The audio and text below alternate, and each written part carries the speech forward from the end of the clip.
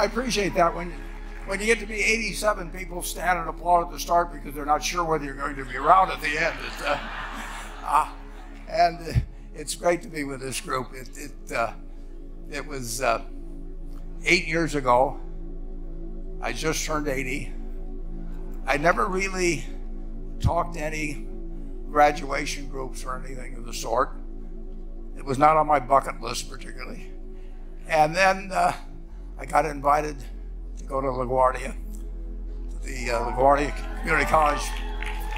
And I met a truly remarkable group. Whether it was male, female, Hispanic, African American, whatever it might be, these people had one thing in common. They knew they had it in themselves. They knew they could be something beyond where they were. They were willing to put their time, their energies to better themselves. And behind them, as I saw when I got to the graduation on September 22nd, frequently they had parents who were crying as they received, their children received the degrees. They had spouses, they had siblings. It was one of the great experiences of my life. And at that point, I was hooked. So I went to New Orleans, I went to Chicago, I went to Detroit, I went to Cleveland, I went to Baltimore. And I met the most remarkable group of people. And if you'd told me that 22 or 2,300 out of those people would be here just 8 years later, having proven to yourself what you really could do with more skills, it's just remarkable. So I would like to just tell you a couple of short stories, and we'll draw maybe a couple of lessons from them. As I came in, Mike Bloomberg was talking, and he talked about immigrants, and I echo his remarks. But I would like to tell you of two women that each sold a business to Berkshire Hathaway, to me actually, for many, many, many millions of dollars. Both of them started with $2,500. By coincidence, it was the exact same amount. It was everything they had in the world.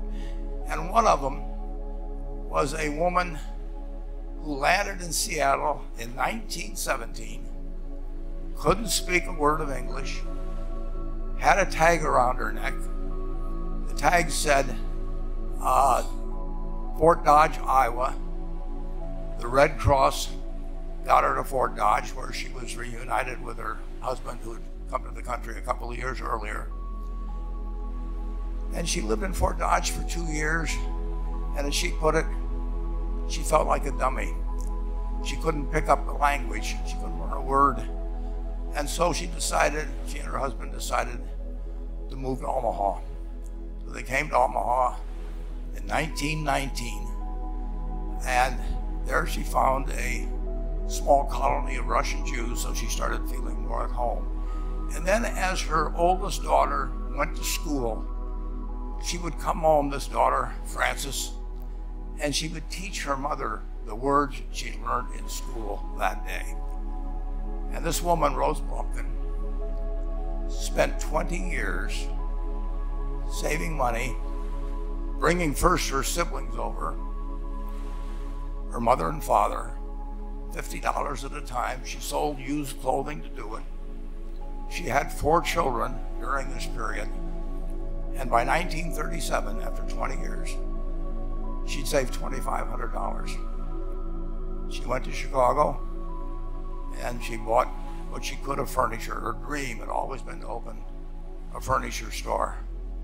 And this woman who had never gone to school one day in her life, with $2,500, but with the same spirit that the people in this room had about having a dream and working to accomplish that dream, she built a business which she sold to me in 1983 for $60 million approximately, and which did $1.5 billion worth of business last year. The 4th generation is working in that business. This woman, Rose Blumpkin, lived Well, she worked for me until she was 103. And then then she retired and she died the next year, which is a lesson to all of Berkshire's managers. And premature retirement, you can't tell what's going to happen. But Mrs. B, with her $2,500, one further fact about her, she could not read or write. And she went into a furniture business, and she didn't bring anything in unique in furniture, but she brought a determination to succeed. She knew she could outwork anyone else. She knew she cared about her customers. She worked at very low gross margins, but she built this incredible business. And get these people before, I don't want you guys coming around to me asking me hundreds of millions of dollars. I'd like to join in with you much earlier. So I've followed this group, and today I'd like to tell you about one other small business person. This person, I went to buy his business from him, and he turned me down, which was very wise. But this was a fellow who was born about 8 years before I was. He was born in 1922. He was we'll call him Jack, lived in the Midwest. He was a pretty good athlete, didn't like school much. And I'm going to tell you one thing early in the story, maybe you can figure out who the guy was. The company he built hires more college graduates each year than any other company in the United States. And this fellow, who was destined for this but did not know it, Jack, went to college for a year and then dropped out. He really wasn't that interested in school. And the year he dropped out was 1941, and the United States became under attack. He went down to the Army Air Force recruiting station, volunteered, and they turned him down because he had hay fever. So he went over to the Navy and again volunteered, and they took him. They put him on an aircraft carrier. He flew small fighter planes during World War II, got 2 distinguished flying crosses from the Navy, and then he came back to the Midwest. So now we've got a young guy. Probably by this time he would be 23 or 24 years old. And the interesting thing is, he got back to the Midwest, and he actually kind of went from one job to another for a short period of, or not such a short period of time. And he finally became a used car salesman at a Cadillac dealership in St. Louis, Missouri. And at age 35, having moved up in the organization, the sales organization, he said to his boss, could I go into car leasing business with you? The boss said, well, if you'll cut your salary in half and you'll come up with, I think it was $25,000, which he borrowed, we can become partners in a car leasing company. So my friend Jack started at age 35 in the car leasing business. And he had 7 cars. It was pretty slow. In fact, one of the things he did was whenever the phone rang, he let it ring 3 or 4 times so people would think that he was very busy answering other phones. And of course, it was the only call he was going to get all day. So his first venture was okay, but it wasn't really going to go anyplace. And there's a lesson in this for all of us. At age 40, he decided, with 17 vehicles, 17 cars, he was going to go into competition in the rent-a-car business. So now he's taking on Hertz and Avis and National and people like that who have hundreds and hundreds of thousands of cars. And he's got 17 cars, and his cars aren't any different than theirs. I mean, he's buying them from General Motors or Ford or Chrysler. and he can't get the airport locations. Those companies have them all sold up. But he was determined that he would basically offer the customer, can't offer him a different car, but he can offer them friendlier service than they've ever seen. And so he started a company. He named it after the battleship that he'd flown from in the Pacific, which was the USS Enterprise. And he died about a year and a half ago. But when he died, his rent-a-car company, starting with those 17 cars, was worth more than Hertz and Avis and all the rest of the rental cars put together. The man's name was Jack Taylor, and his son, Andy Taylor, is a good friend of mine, runs the business now. A grandchild is in the business. There'll probably be a fourth generation along the line. So this man, in the United States, he didn't invent artificial intelligence. He didn't do anything that, just like Mrs. B selling furniture, I mean, that any one of us could have entered those businesses. But he lived by the creed, basically, of delighting his customers and working with people and establishing the relationship with them so that they in turn would want to delight the customers. He couldn't go out there and take care of every rental car possibility, but he learned how to project himself and his attitude toward his fellow man and his desire, to make a friend out of every customer. He managed to take very ordinary cars and turn them into this extraordinary business from virtually nothing. And it illustrates several points. One is, you don't necessarily get it right exactly right the first time. I mean, the car leasing business, basically you were competing on the cost of money to finance cars, and it's very hard to delight a customer when you just give them the car and tell them to send you a monthly check for 5 years and you'll be back at that time. So his talents were being wasted basically in that business. But at the age of 40, with all of that experience behind him, he found the golden key, and he took a very ordinary business and turned it into an absolutely extraordinary operation. And just like Mrs. B, or Rose Blumpkin did with furniture.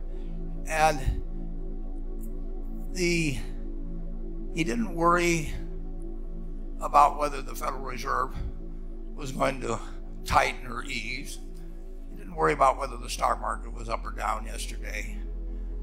He didn't worry about the things he couldn't change, but he did focus on the one thing he could change, and that was the customer's experience.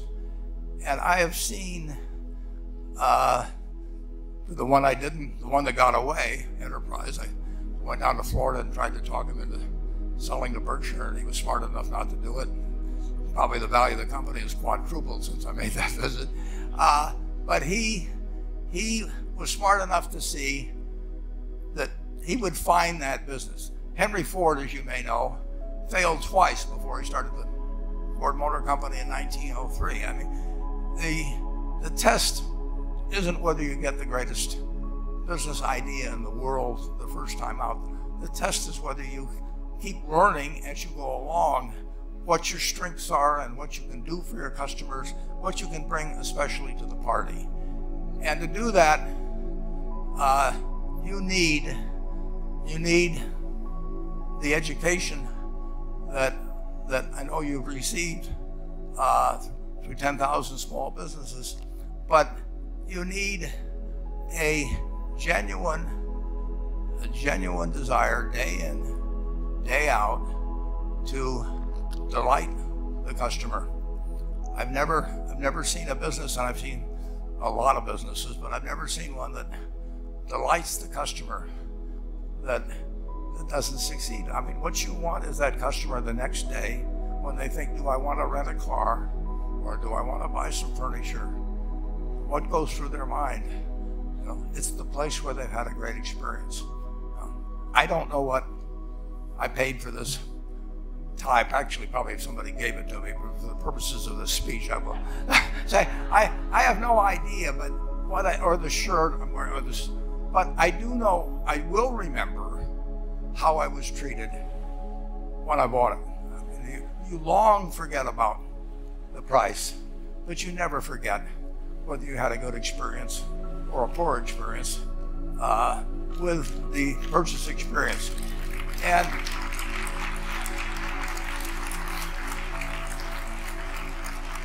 you'll have a hard time finding a person that's had a wonderful experience, a delighted experience in purchasing anything that isn't going to come back.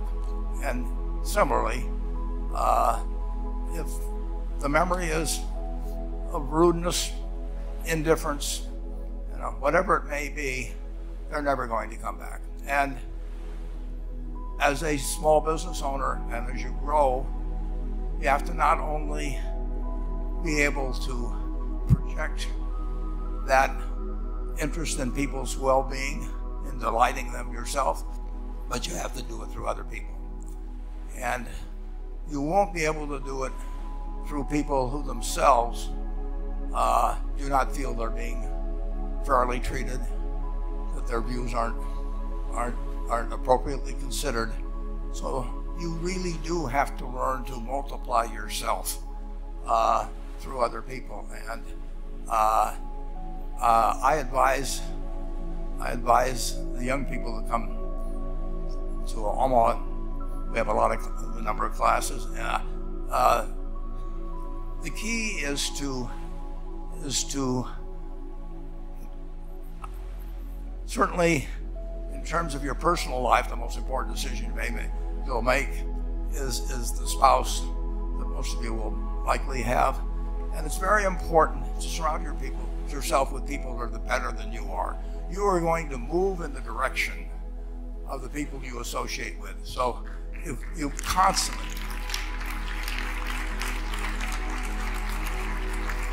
I've been enormously lucky in that respect. I mean, I've just had teachers and friends and a spouse that really was a better person than I was, and I had enough sense to learn from these people that life went better if you behaved better yourself. It took a while.